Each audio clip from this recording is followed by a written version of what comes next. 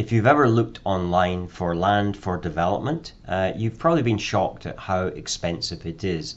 So perhaps you've looked on Rightmove, Prime Location, On the Market, all the various portals that offer land for sale. So let's just look at an example of where I found a particular site, just quickly looking online in an area that's not too far away from where my office is, and what they're asking for. So this site here is in a place called Wormit, and they've got a site here, as you can see from these pictures, and essentially this site is for townhouses, 4 townhouses here, not quite overlooking the river, so actually has an obstructed view and looking onto what I would say is fairly low amenity houses. There are some larger houses to the rear here, but certainly the outlook is onto these houses here. And this is the site here, say 4 townhouses going to be built on it. And what they're looking for is, for this site, £445,000, which, depending on which area of the country you're in, that might not seem that expensive, but certainly for this area it is definitely expensive. So what we can actually do is have a look at the surrounding area. So if we look at this area here, this is a very expensive house, but there's a large house here, but let's look at something comparable. So you can see the sort of valuation of houses here: 2-bedroom semi, 250,000, this one 380,000, 4-bedroom. So we're probably talking about somewhere round about, let's assume even it's a £400,000 house once it's built. 4 of those, 1.6 million, and you're going to have to pay well over £100,000 for the land. I know without even checking this out in any detail that this just does not stack up. And so when we look at the actual planning application, we can see that this was for 4 houses. It was submitted in 2021, but the approval came through in 2022, September. So this approximately has about 8 months to run until the planning expires. And so unless you get all your ducks in a row, you're going to have to apply for building control regulations, building warrant. You're going to have to actually go through the process of negotiating the sale, and it's certainly not going to work at this value, so you need to be buying at this at considerably less than what it is, and then you have to be working through the conditions that are here within the planning application, or planning approval should I say, in order to make sure that you are evaluating all your costs. So why does this happen? Why do estate agents and even surveyors who are in the sort of land market, why do they overvalue properties? Well, first of all, estate agents, because to be bluntly frank, they don't know what they're doing. See, what an estate agent does is that they assume it's like a house and they value it on the same principles. So the way that they will put a value on a particular property is that they will look for comparables in the area and they will make that assessment. Land is very different. So first of all, yes, there can be comparables, but no 2 pieces of land are the same. So the makeup of the land is going to be very different. But not only that, is that there's more to it than that. So even 2 pieces of land that sit side by side could have a completely different valuation, because what you actually need to do is a detailed analysis of all the potential cost implications.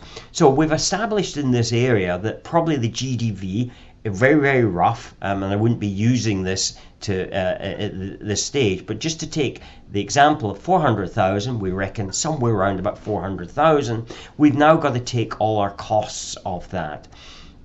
And so we have to establish, well, what's our profit? So because this has got planning permission in place, then a lot of the costs of gaining planning have been taken place.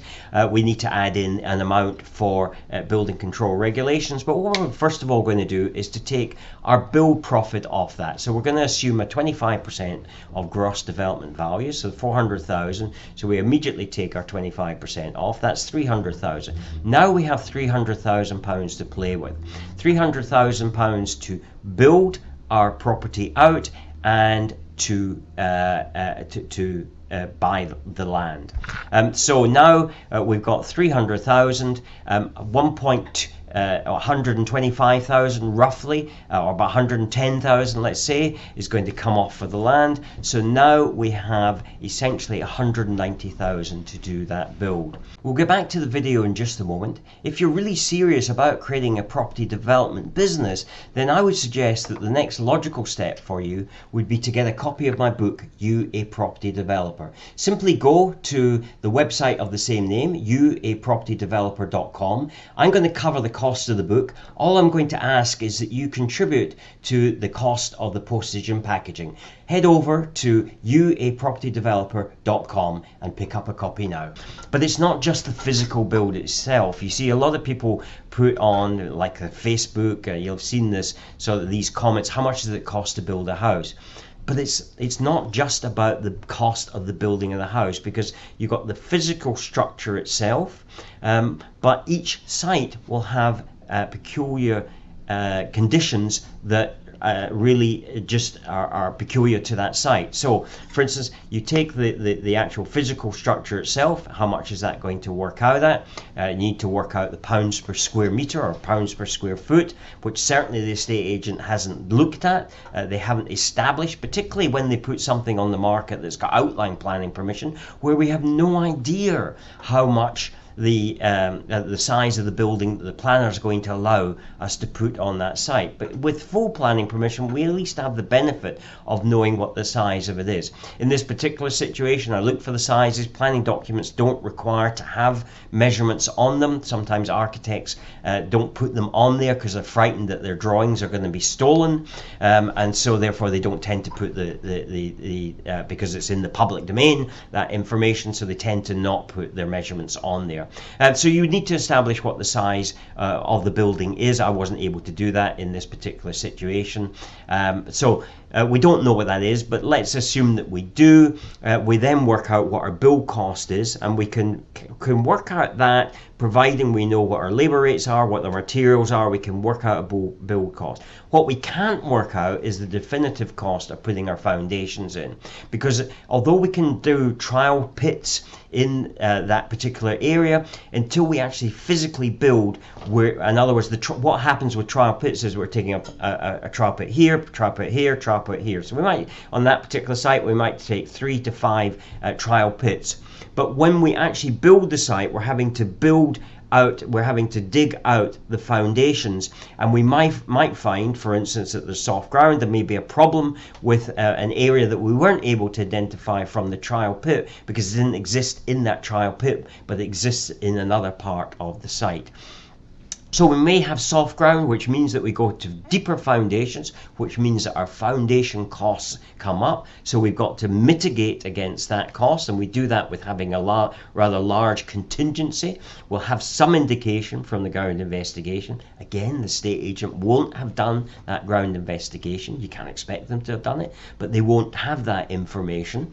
So there's that aspect to it. And then there can be things that the planners put in there that will alter the costs. So they may ask for certain conditions that become expensive to be able to implement. So there's all sorts of costs there. The estate agent has no idea what those costs are. They have no idea that you would go through that process. When we look at a site, we've got 57 items that we check. All of those could have cost implications. There's no way an estate agent has done that. And so therefore it becomes very, very dangerous actually buying on market sites, even if you can get them to stack up. And if you do, you've got to be able to make sure that not only do you get your build profit, but you put in a very, very large contingency, because you won't have been able to do, particularly if you're buying off outline planning permission. And outline plan permission, incidentally, doesn't guarantee that you'll get full planning permission, and they will ask for considerably more supporting reports and documents for when you put in a full planning application. So the reality is estate agents only bring to the market several sites probably in their entire career, and yet they bring to the market lots of houses. So they understand houses, how to value that. They don't understand how to value land. So be very, very cautious when you go for a particular site that has got planning permission in place, particularly if it's outline planning permission. A bit more secure if it's got full planning, but make sure you negotiate hard. And if the numbers really don't work, and they really need to work substantially, so you need to be getting more than 25% of gross development value, because you've got to have that big contingency. So I would be recommending somewhere between 35 and 40%, and you probably find that they won't negotiate down to that price, because they don't really understand the process. Now, when we actually go out looking for land, we look for off-market land, and therefore we're able to approach the landowner before they've been through an estate agent, and the estate agent has corrupted the idea that they're going to be able to sell this particular piece of land for stupid amount of money, because the estate agent really has no idea in how to make that valuation. So if you'd like to understand that process and you're thinking about getting into property development, we have a 4-hour training. It's free. We do ask incidentally for a £99 deposit that's fully refundable when you attend, and the reason for that is because we have people that sign up but never turn up, and so therefore we want, because we put in a lot of effort into these trainings, and we want to make sure it's only serious people who actually attend. Anybody serious doesn't mind paying a £99 deposit and then having that returned to them, because there's no real risk.